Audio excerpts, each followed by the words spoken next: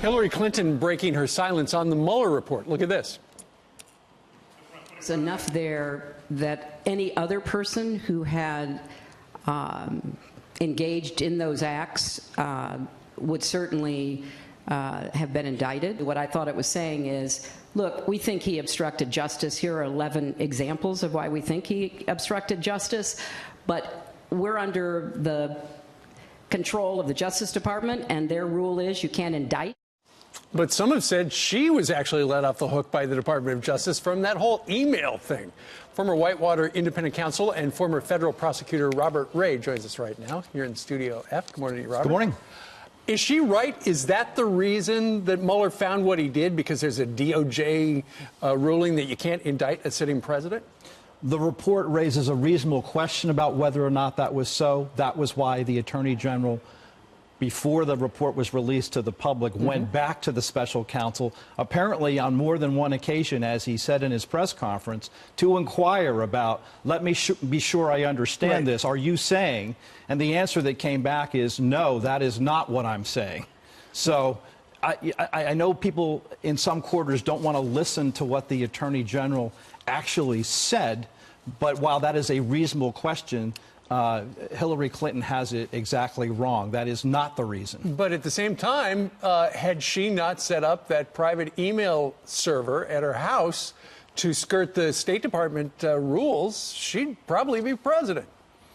I think that there was obviously, as we now know, lots of discussion in the Justice Department about how it was appropriate to resolve that investigation. If you recall, also there was a scathing op-ed piece by the former Attorney General Michael Mukasey shortly before the election, saying he couldn't understand why, under the relevant statutes, the reasons that Jim Comey indicated while a prosecution was not appropriate actually really were department policy. But the bottom line is the exercise of discretion and departmental policy is what Hillary Clinton has to thank for the fact that she wasn't charged with a criminal offense. You mentioned James Comey. During one of his two infamous press conferences, he said this regarding Hillary Clinton: although there is evidence of potential violations of the statutes regarding the handling of classified information, our judgment is that no reasonable prosecutor would bring such a case.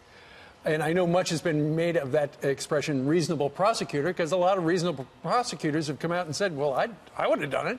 Well, and of course, there was a whole other question, which is at the time that that statement was made, James Comey was not a prosecutor, although he had been one. He was the FBI director.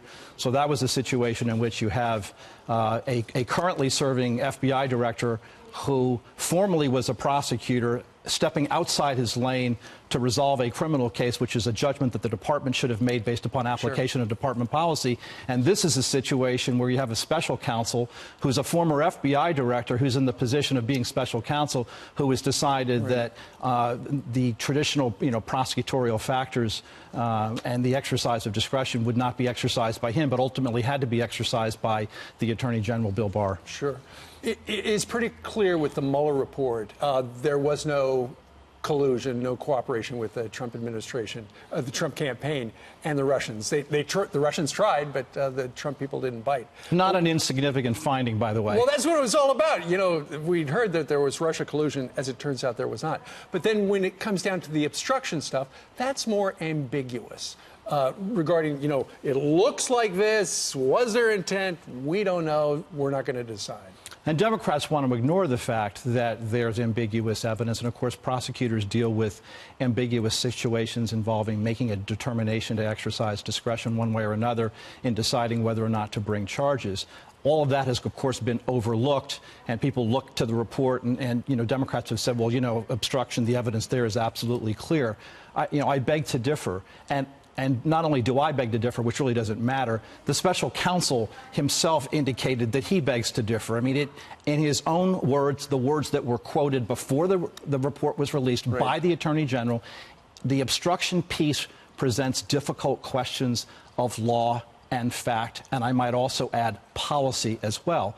And discretion in that sense has been exercised both by the special counsel and later by the Attorney General, all of which Hillary Clinton has, in effect, ignored, notwithstanding the fact that she's been the beneficiary of that prosecutorial discretion several times, not only in connection with the email investigation, but going back to my own investigation, Whitewater, and the firing of the travel office employees, where I made the judgment based upon the exercise of discretion that a properly instructed jury that would be evaluating a case like this probably would not convict, and therefore I exercised my discretion not to prosecute her. Few know this subject better than you, Robert Ray. A real pleasure having you. Yeah, nice to be with you. Thank you, sir. Thank you.